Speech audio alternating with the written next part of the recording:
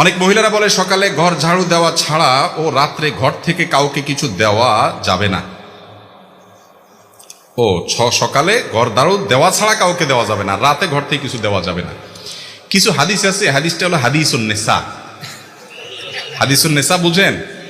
এগুলো আমাদের মা চাষিদের মধ্যে প্রচলিত আছে, কোরআন হাদিসে এগুলোর কোনো অস্তিত্ব। এটা হলো এরকম একটা হাদিস যে ঘর ঝাড়ু দেওয়া ছাড়া কাউকে কিছু দেওয়া যাবে না। এগুলোর পিছনে বিভিন্ন ভিন্ন ধর্মী মানুষদের বিশ্বাস আছে, কাজ করে। এরকম আরো অনেক কিছু আছে, কিছু জাল হাদিস আমি চিন্তা করছি এগুলো নিয়ে। এগুলো কেন বানাইছে, কারা বানাইছে? সৎ উদ্দেশ্যে কিছু জাল হাদিস বানাইছে। সৎ উদ্দেশ্যে জাল হাদিস বানাইলেও সেটা অসৎ কাজ, হারাম কাজ। যেমন রাতে নখ কাটলে কি হয়? রাতে নখ কাটলে ওই যে নক্ষুনি হয়, বাচ্চা বলছে, দেখছেন? এটা হয়, সেটা হয়, দেখছেন? মুখস্থ এদের। আচ্ছা, রাতে নখ কাটলে কোরআন হাদিসে কোথাও নিষেধ নাই, আপনি রাতে কাটেন, দিনে কাটেন। এটা আমার মনে হয় কোনো সময় মুরব্বীরা চিন্তা করছে, পোলাপাইন রাতে নখ কাটতে গেলে অন্ধকারের মধ্যে, তখন হারিকানে মেমবাতিতে আপনার চেরাগের আলোতে, কি আর আলো থাকে, কাটতে গেলে হাত কাটতে পারে। এই জন্য হয়তো পোলাপাইনের একটা হাদিস বানাই দিছে আর যে রাতে নখ কাটলে এটা হয়, যাতে দিনে কাটে।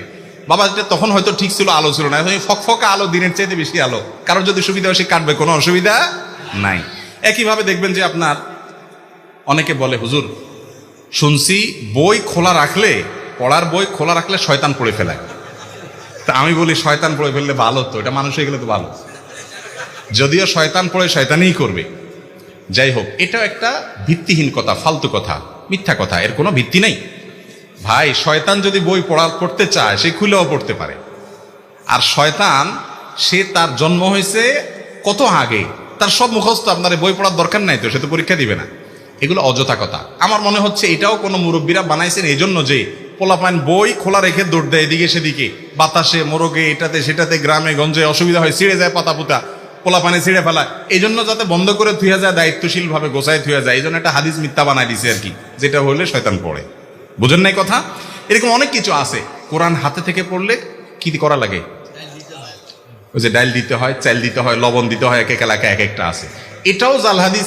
কোন মুরব্বীরা হয়তো বানাইছেন এই চিন্তায় যে কোরআন বেটা ধরবা, তুমি সিরিয়াসনেসের সাথে ধরবা। কেরম করে ধরছো, কেমন ধরছো, তোমার হাত থেকে পড়ে গেছে।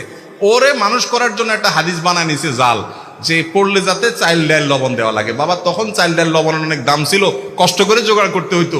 আর 2 কেজি 1.5 কেজি চাইলে এখন কোনো ব্যাপার, পোলাপানের 5 MB টাকা, এইটা করা লাগবে বললে পোলাপান ভয় পাবে। এগুলো তখন কোনো সৎ উদ্দেশ্যে মানুষ বানাইছে। এরকম অনেক ফালতু কথা আছে, শুনে রাখেন। এই কথাগুলো মনে হচ্ছে খুব সহজ কথা, সহজ কথা না, এগুলো অনেক বড় কথা। আল্লাহ বলেছেন, ওয়া আন তাকুলু আলাল্লাহি মা লা তা'লামুন।